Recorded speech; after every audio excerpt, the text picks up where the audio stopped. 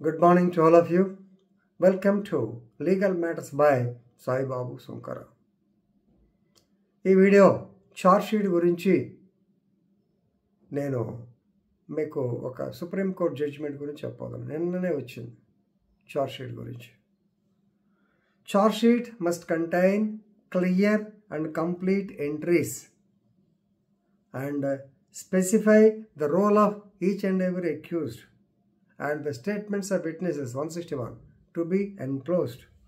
This is the judgment given by the Honorable Supreme Court.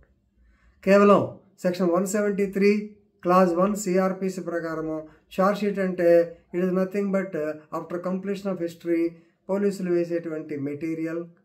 అవును, కానీ దానికి charge sheet proforma ఉంటుంది, 7 columns A to H ఉంటుంది.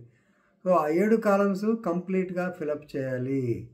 Not only the bundle of facts, but the format also should be clear in the details.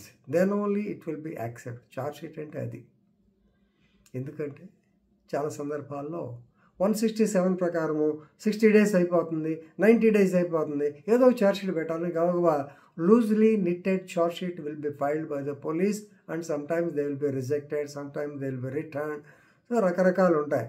ఇవన్నీ లేకుండా ఉండాలంటే charge sheet should contain all the details. That is what we used to do. I can proudly say yes, మేము investigation complete అయిన తర్వాతనే వేసేవాళ్ళం. Of course 90 daysలో వేసింది. Then we used to file the additional charge sheet. Preliminary charge sheet అని పేరు పెట్టి additional charge sheet పెట్టాము. అఫ్ కోర్స్ మావి కూడా నంబర్ కాకుండా రిమార్క్ అయ్యి వెనకొచ్చినవి ఉన్నాయి, మళ్ళీ కంప్లై చేసినవి ఉన్నాయి, రకరకాలు జరుగుతూ ఉంటాయి. ఇది ప్రొఫెషన్లో క్వైట్ కామన్. కాబట్టి సుప్రీంకోర్టు వారు చెప్పింది ఒకసారి విన్నాం. Justice Sanjiv Khanna and justice SV Bhatti in the case of Vakil Ahmad represented by Sharif Ahmad and others versus state of UP through secretary department of home and another. Criminal appeal number SLP అనుకుంటా 1074/2017 డిసైడెడ్ ఆన్ 1/5/2024. రైట్, ఇక్కడ ఈ charge sheet అనేది loosely నిట్టెడ్గా ఉండకూడదు. Charge sheet అనేది with all details ఉండాలి అనేటువంటిదే ఈ కేసు యొక్క సారాంశం. మెయిన్ యాక్చువల్గా ఈ కేసు చూస్తే civil case turn into criminal case. దానివల్ల పోలీసులు FIR ప్యాక్స్ తప్ప ఎక్స్ట్రా ఏమి రాయాలి దీంట్లో. ఒక మాజీ పోలీస్ అధికారిగా ఈజీగా నాకు అర్థమైపోతుంది. బట్ ఎనీవే సుప్రీంకోర్టు వారు చెప్పింది ముఖ్యం కాబట్టి ఒకసారి దాని గురించి చెప్దాం.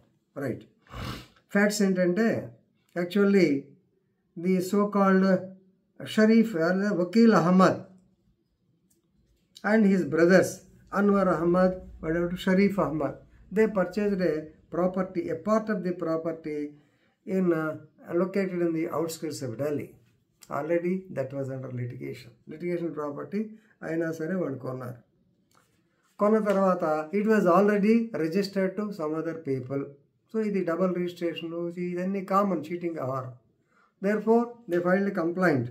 సో క్రైమ్ నంబర్ 108/2016 సెక్షన్స్ ఏంటంటే 420 cheating, 406 that is breach of trust, 506 so intimidation of Hafizpur PS ACP గారు ఇన్వెస్టిగేట్ చేశాడు. రైట్, సింపుల్ ఏంటంటే ది రెస్పాండెంట్స్ ఎవరాళ్ళు దాంట్లో అంటే మన అహ్మద్ వాళ్ళకి వ్యతిరేక అదర్ పార్టీ వాళ్ళు they agreed sell, but after taking the advance entire amount they did not register and they did not refund the money also and they are demanding still some more money, if not they are threatening to kill them. ఇది 506 రావడానికి కేసు పెట్టారు. So వాళ్ళు arrest చేశారు, charge sheet పెట్టారు, charge sheet కోర్టుకు వచ్చింది. ఈ ఛార్జ్ షీటు యాక్చువల్గా క్వాష్మెంట్కి వచ్చారు, ఏది హైకోర్టులో రిజెక్ట్ అయింది, సుప్రీంకోర్టు దాకా వచ్చింది. ఈ సుప్రీంకోర్టులో ఈ ఛార్జ్ షీట్ చూస్తే ఈ ఛార్జ్ షీట్లో మెటీరియల్ ఏం లేదు, సేమ్ FIR కంటెంట్స్ రిపీట్ అయినాయి. దాని మీద సుప్రీంకోర్టు డైరెక్షన్ ఇవ్వడం జరిగింది. ఎందుకంటే దేర్ ఆర్ 7 కాలమ్స్, దాంట్లో క్లియర్గా ఉంటుంది. Names of the name of the complaint represented by state వస్తాము. Accused పర్సన్స్లో 1, 2, 3, 4, 5 whether they are arrested or not. If not, what are the reasons? And what are the accusations made against them. Of course 211 కింద వాళ్ళు charge sheet file చేస్తారు, charges frame చేస్తారు, but still మనం చేయాలి. Each role plays by the accused has to be mentioned. Then you have to supply them with the copies of the 161 CRPC statements, then copies of the documents on which the prosecution wants to rely, like PM certificate, inquest report, PM certificate, inquest report, any wound certificates, any rough sketch or the plan of the scene of offense, any DNA report, all these things should be supplied. మీరు prosecution దేని మీద depend అవుతుందో ఆ documents copies అని వాళ్ళకి ఇవ్వాలి. అలాగే ఒకసారి మీరు వెళ్తే 207 CRPCకి వెళ్తే the prosecution court has to supply them with the copies of the documents. Bold అని ఉంటాయి ఇవన్నీ పరిస్థితి, రైట్. మరి ఇక్కడ చార్జ్షీట్ ఎలా ఉన్నది అనేటువంటి చూస్తే, so here it is only a document which is not clear. Accuser పేర్లు రాశారు కానీ role played by them రాయలా.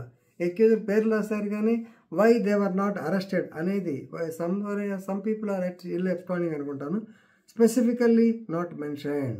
So కాబట్టి practice of filing the charge sheet without sufficient details and the facts, practice of filing the charge sheet without any details, it is highly deprecated. Reproduction of the FIR is not necessary. Investigation, what you have done? కేవలం ఎఫ్ఐఆర్ని బట్టి charge sheet పెడితే ఉపయోగం ఉంది. కాబట్టి there should be some investigation, the fact should appear in. కాబట్టి appeal allow, quashment, yes అయిపోయింది కేసు మొత్తం.